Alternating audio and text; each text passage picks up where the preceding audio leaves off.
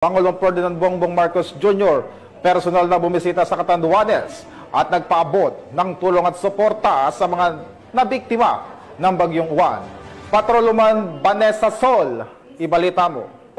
Bumisita si Pangulong Ferdinand R. Marcos Jr. sa Catanduanes upang kumustahin ang mga residenteng matinding naapektuhan ng Super Typhoon Uwan at tiyaking tuloy-tuloy ang ibinibigay na tulong ng pamahalaan. Sa mga pinuntahan ng Pangulo ang Barangay Tubli sa bayan ng Karamoran, isa sa mga lugar na matinding sinalanta ng storm surge. Sa tala ng lokal na pamahalaan, 161 kabahayan ang tuluyang nasira habang 367 ang bahagyang napinsala. Sa Tubli Elementary School na nagsisilbing evacuation center, personal na niyang inalam ang kondisyon ng mga evacuees.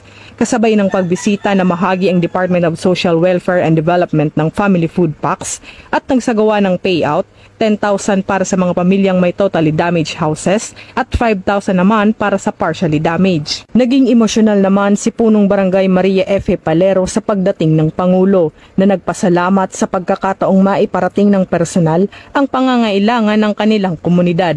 Patuloy namang tiniyak ng Malacanang na hindi iiwan ang mga pamilyang naapektuhan ng Bagyong Uwan hanggang sila ay tuluyang makabangon. Mula dito sa Legazpi City, Albay, ako ang inyong PNN correspondent, Patrolwoman Vanessa Sol, alagad ng batas, tagataguyod ng Balitang Pulis.